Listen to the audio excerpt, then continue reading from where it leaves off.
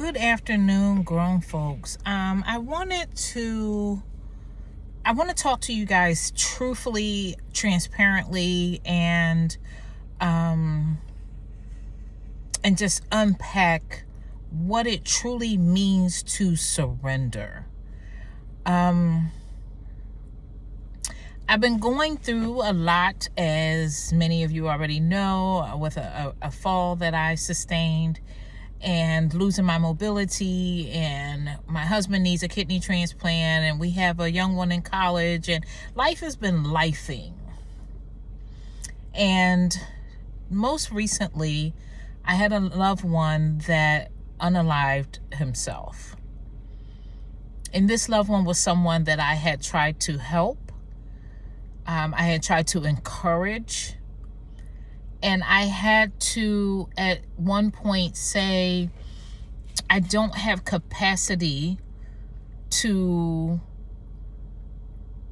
engage with what could turn into messiness or seemingly be gossipy. And I didn't have the capacity nor desire to do those things. So there were times where I needed to shut that conversation down. Life is lifing for all of us.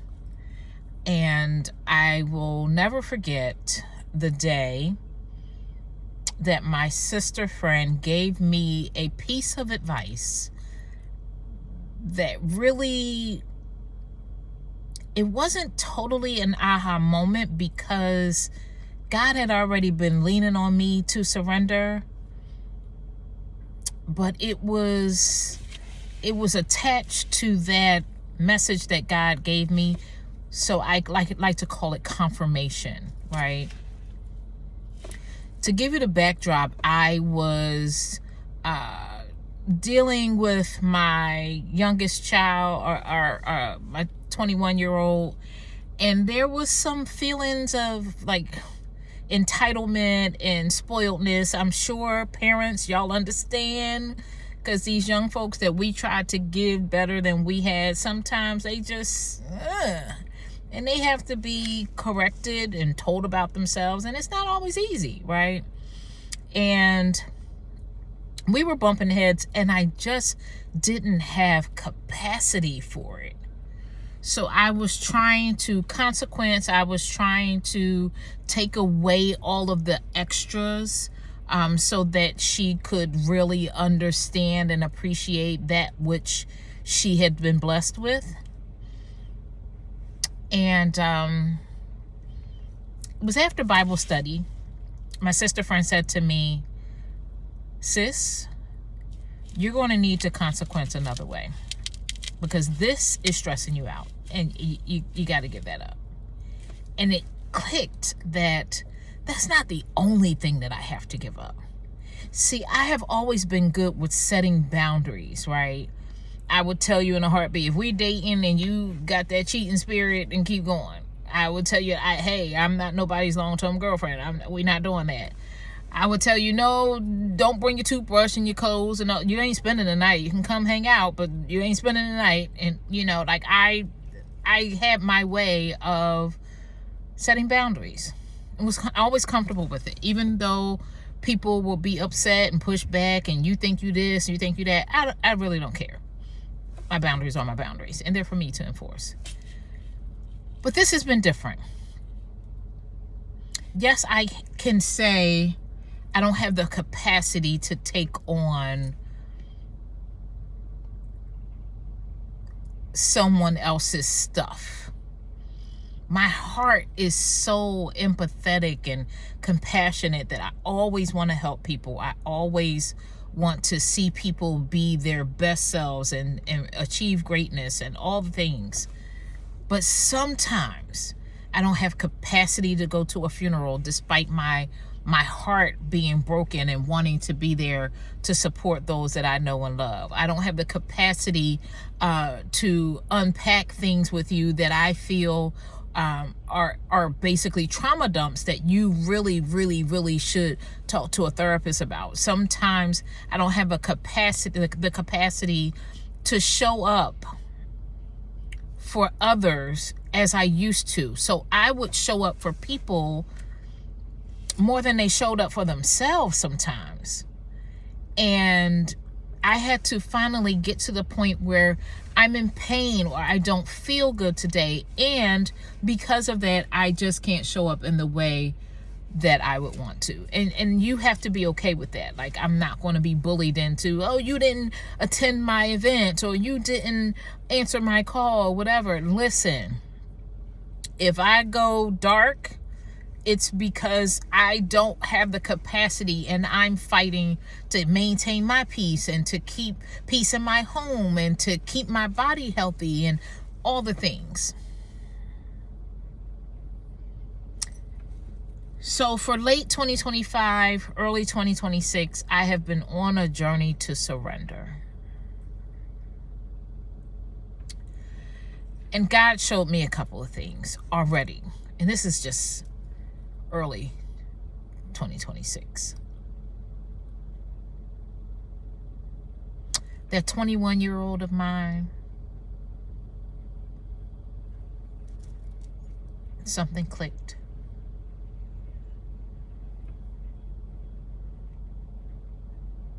Something clicked. She called me. She said, Mom, I want you to know I love you. I appreciate all that you and Dad do for me. Appreciate it. Appreciate having a car in college, and when my car was down, it took me 2 hours to commute, and I get where I need to go in 20 minutes now. Like, I really appreciate it. That meant the world to me, y'all. That meant the world to me, because it wasn't just her saying, Mom, thank you, I see you, I appreciate you. It was God saying, Tish, I see you, I got this, I told you, give her to me. Give your cares, your burdens, your worries to me. Stop trying to figure it out yourself. And so one thing I want you to take away from this, the biggest part, the most difficult part of surrender is giving up control. Hear me.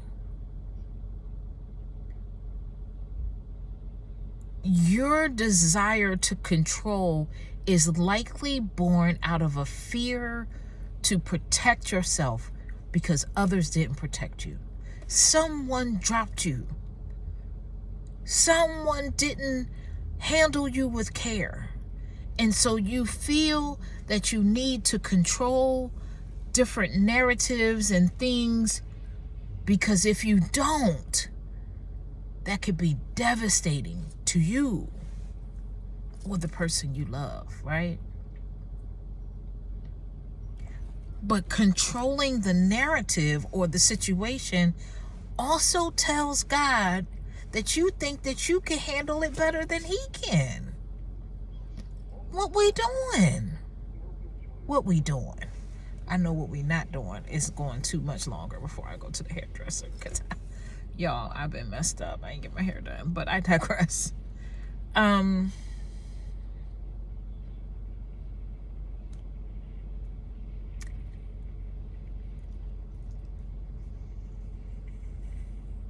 In order to surrender, you got to give up control. But I promise you, bit by bit, piece by piece, the things that you surrender to God, the things that you surrender to God, he will turn it, twist it. If he abides in you and you abide in him, there is nothing that you can't ask him in his name that he won't do for you. There's nothing. Stop thinking so small. Don't put God in a box. Whatever it is, surrender control. Surrender. So that was just one example I gave you. I got another one today with my baby girl. She reached out today.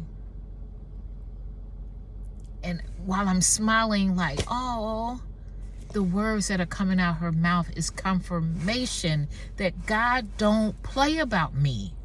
And I just need to trust him more than I trust myself.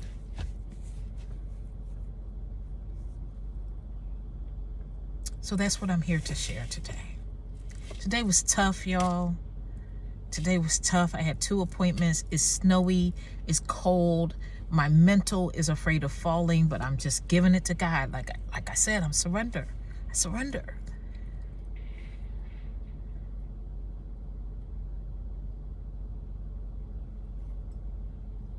Relinquish control, y'all. Relinquish control. Where it feels overwhelming. Where it feels like you can't do no more. You can't take no more. You don't know what to do. All the things. Just give up control and surrender. God can do anything but fail. God can do anything but fail. I am not going to ugly cry on here with y'all, but I feel the tears welling up. So I'm going to go ahead and close this out. Surrender. Give it to God. Because he can do far better than you can with whatever it is that concerns you. May God bless and keep you. Be kind to one another. You may never know what someone else is going through. We're living in some very crazy, crazy times. May God bless the family of those who knew and loved Renee Good, Alex Preddy, what's his name, Andre Porter, but everyone in Minneapolis, good gosh, Minneapolis, Minnesota. My prayers are with you and those throughout the country, afraid, sad, hurt, confused. Give it to God. If we all give it to God and trust, have the faith of that mustard seed, there's nothing we can't do, y'all. Peace, y'all. Be kind to one another. Smile. Help your neighbor. Help a stranger. Create a wonderful day. Peace.